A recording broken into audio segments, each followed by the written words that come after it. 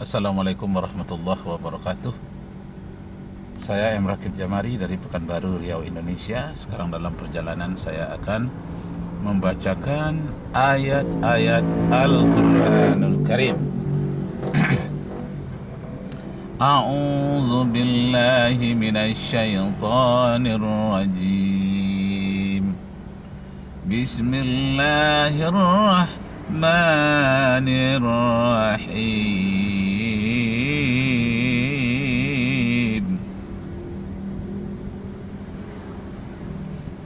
Qul innani ana Allah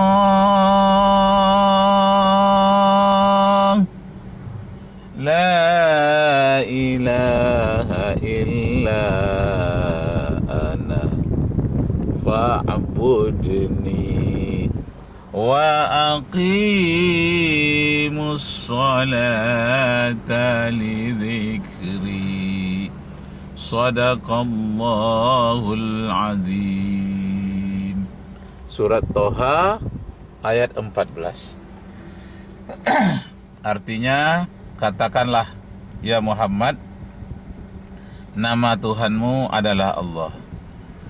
Allah berfirman, Qul innani anallah. Katakanlah ya Muhammad, sungguhnya namaku adalah Allah.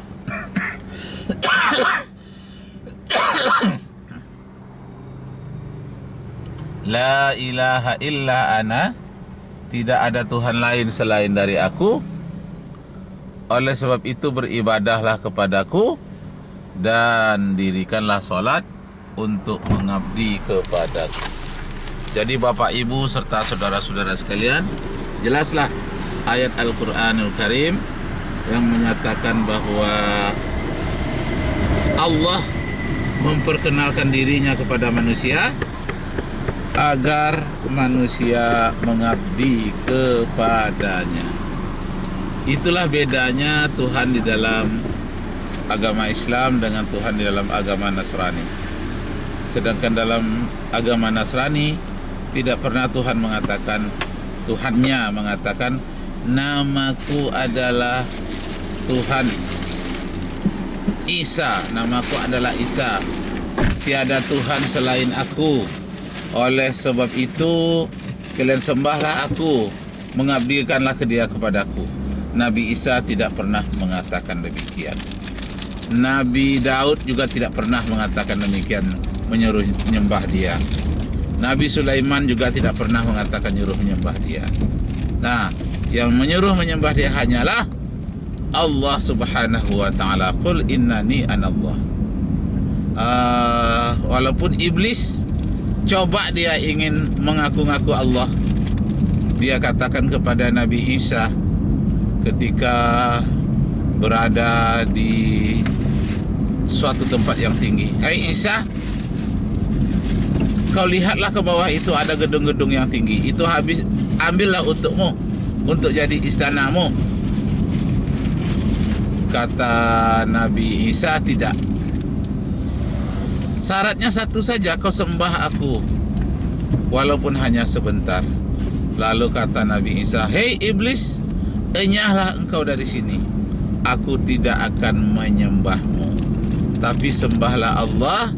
Dialah Tuhanku, Tuhan alam semesta dan Tuhanmu." Nah, jadi iblis mencoba-coba, dia mau mencontoh Allah, minta disembah. Tetapi Nabi Isa tidak bisa ditipu. Waktu itu Nabi Isa baru saja selesai melaksanakan puasa selama 40 hari 40 malam.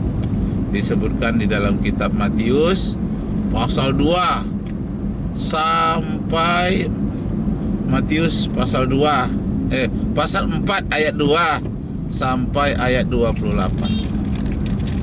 Matius 5 pasal 28 dinyatakan Nabi Isa berpuasa itu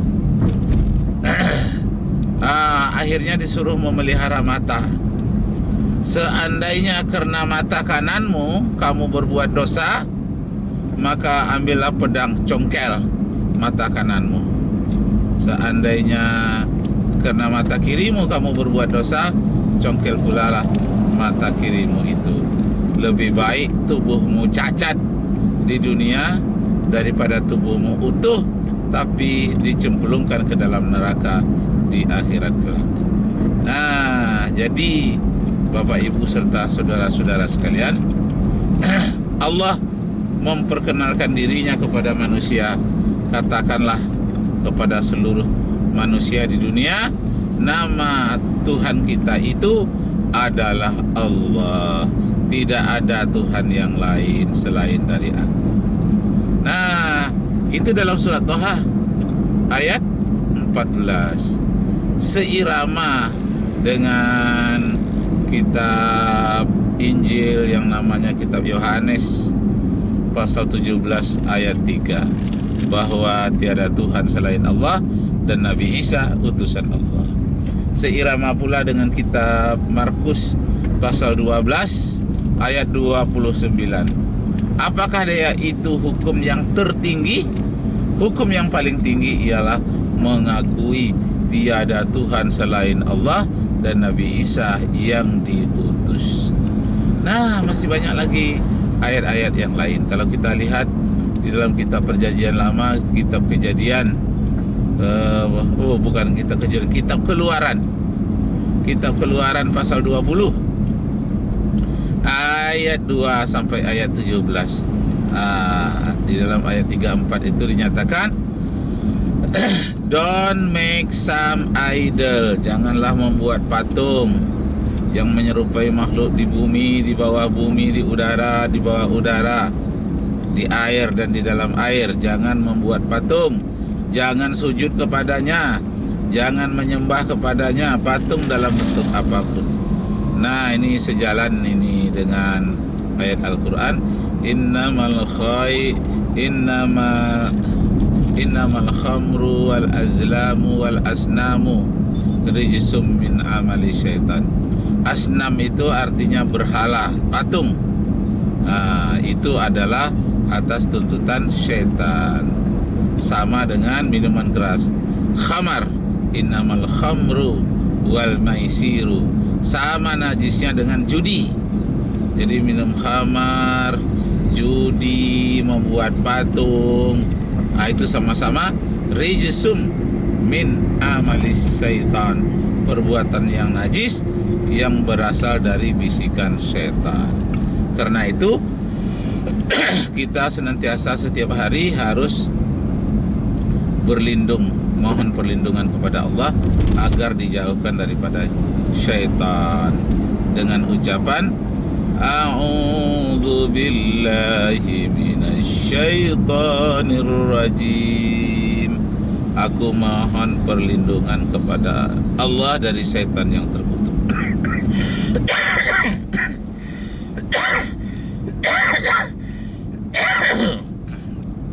Astagfirullahaladzim.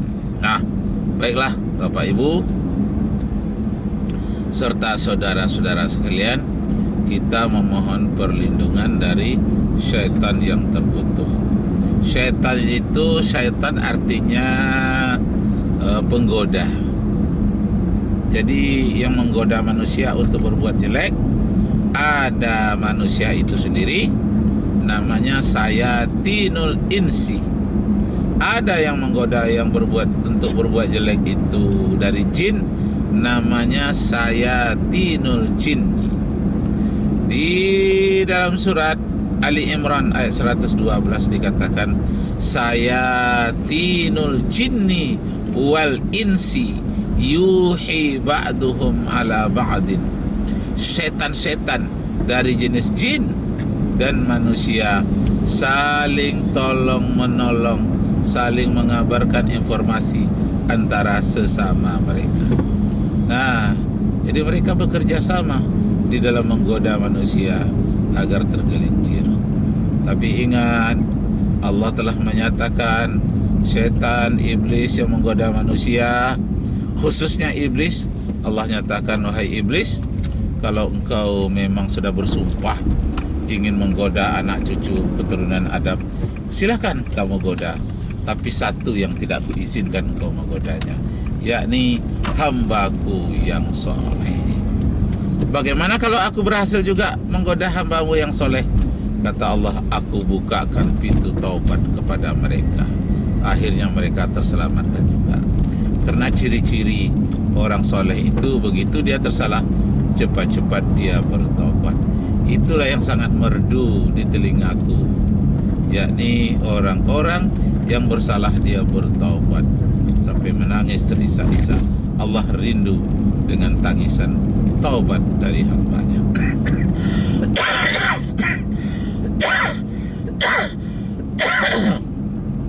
Nah, kesimpulan, Bapak Ibu, saudara-saudara sekalian, Nabi Adam sudah bertaubat dengan doanya, Rabbana zalamna anfusana wa illam taghfir lana wa tarhamna lanakunanna minal khasirin. Ya Allah, ya Tuhan kami telah menzalimi diri kami sendiri. Oleh sebab itu, ampunkanlah dosa kami, ya Allah. Seandainya Engkau tidak mengampunkan dosa kami, sungguh kami menjadi orang yang rugi. Nah, kami menjadi orang yang rugi. Siapa kami itu? Kami berdua, kata Adam, adalah Adam dan Hawa. Selama 300 tahun taubatnya, mohon ampunnya Adam, sehingga dia tidak berdosa lagi karena sudah diampunkan oleh Allah. Karena itu di dalam Islam tidak ada surat pengampunan dosa waris yang dibawa oleh Nabi Adam. Tidak ada. Kenapa? Karena Nabi Adam tidak mewariskan pahala dan tidak mewariskan dosa. Siapa yang bikin pahala, membuat kebaikan, itu untuk dirinya sendiri, pertanggungjawaban diri sendiri. Siapa yang berbuat dosa, kesalahan sendiri, tanggung jawab sendiri. Tidak perlu ditebus oleh seorang yang bernama Isa harus bunuh diri untuk menembus dosa manusia. Masa Tuhan bunuh diri? Masya Allah, untuk menebus dosa manusia, lalu dia bunuh diri di atas gantungan kayu. Nah, ini tidak ada dalam konsep itu, seperti di dalam Islam tidak ada. Kenapa? Kok bisa muncul? Yang biasa menyebut darah-darah, tumbal-tumbal itu adalah ajaran pagan Yunani dan Romawi. Karena agamanya penyembah roh-roh. Sama dengan nenek moyang Indonesia. Dahulu penyembah roh nenek moyang, roh batu, roh pada pohon-pohon. Penyembah roh itu namanya animisme. Ajaran animisme. Kalau penyembah pohon saja, menyembah batu-batu, itu namanya dinamisme.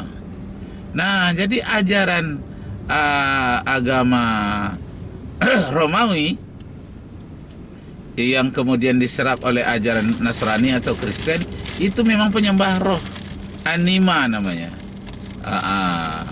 Jadi ajaran seperti itu terjadi sinkritisme, artinya percampuran antara ajaran penyembah roh dari Romawi dan Yunani dalam bentuk dewa-dewa, kemudian dengan ajaran penyembah Allah di dalam ajaran dari Timur Tengah, ajaran Islam yang dibawa oleh Nabi Musa dan Nabi Isa.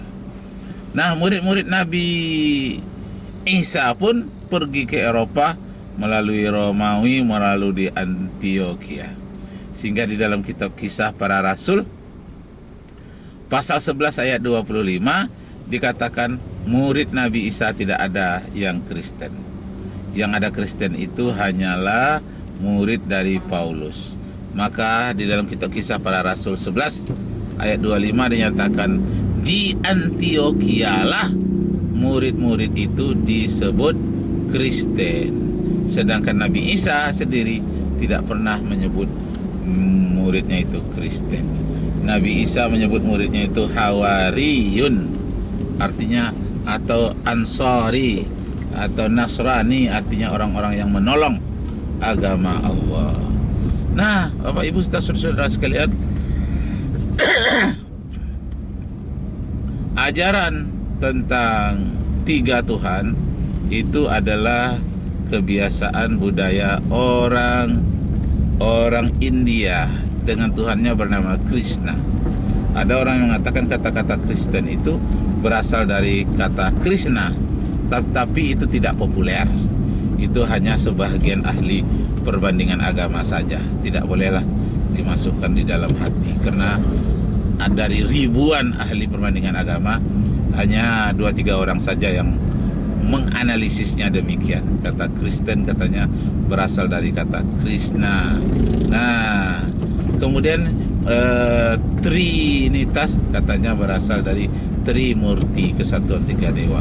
Apakah demikian? Nah, jangan berhenti belajar, terus menuntut ilmu. Jangan diponis kita paling benar, yang lainnya musyrik, salah. Jangan, belajarlah terus, tapi berdasarkan keyakinan kita hanya Allah Esa. Lam yalid. Orang barat menyebutnya he visited not, dia tidak dilahirkan.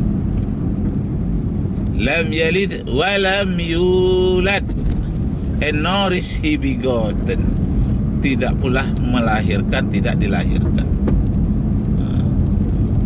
Walam yakul lahu kufuwan ahad, and none like unto him, tidak ada satupun yang mirip dengan dia, yang setara dengan dia, yang sama kekuasaan dengan dia, tidak ada.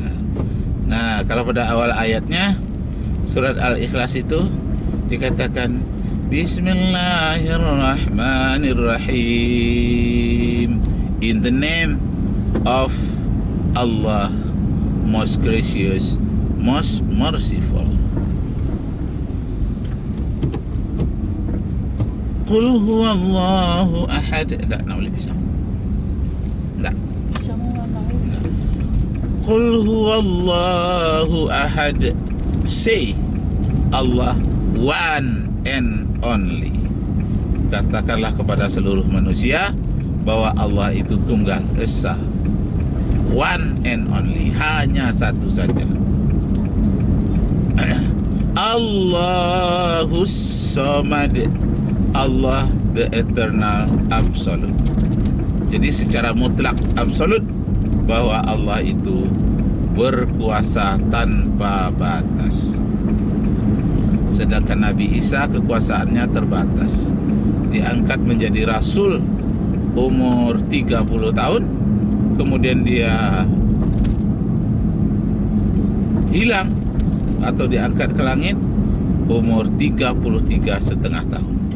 Jadi beliau hanya mengajarkan kepada murid-muridnya, berdakwah hanya selama 33,5 tahun.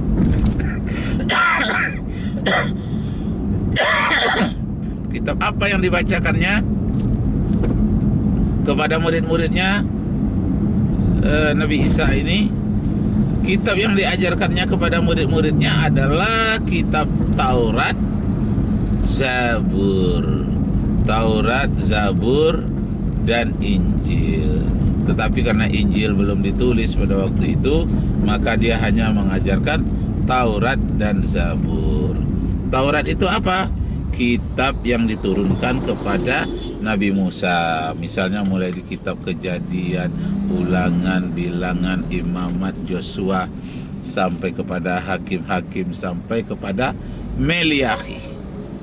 Sedangkan Injil itu hanya 4, tapi ditambah dengan surat-surat Paulus, mulai dari kitab Matius, Markus, Lukas, Yohanes. Ditambah dengan surat-surat Paulus lagi kepada orang Roma, namanya kitab Roma, Filipi, Korintus. Korintus itu artinya surat-surat Paulus kepada jemaatnya di Korintian atau Korintus. Di mana Korintus itu? Di Turki. Waktu itu Turki namanya Konstantinopel, atau itu kerajaan Romawi Timur. Romawi Barat di Italia, Romawi Timur di Konstantinopel, Turki, yang sekarang namanya Islamabad. Islamabad, Turki. Baiklah, Bapak Ibu saudara-saudara sekalian, kembali kita kepada ayat yang pertama, bahwa Allah memperkenalkan diri kepada manusia, namanya Allah. Qul innani anallah. Katakanlah kepada manusia, namaku adalah Allah. La ilaha illa ana. Tidak ada Tuhan selain aku. Nah, beribadahlah kepadaku, dirikan solat untuk mengabdi kepadaku. Siapa yang mengajarkan ini? Nabi Muhammad sallallahu alaihi wasallam, yang mendapatkan petunjuk atau firman dari Allah. Wa ma yuntiqu anil hawa in huwa illa wahyu yuha.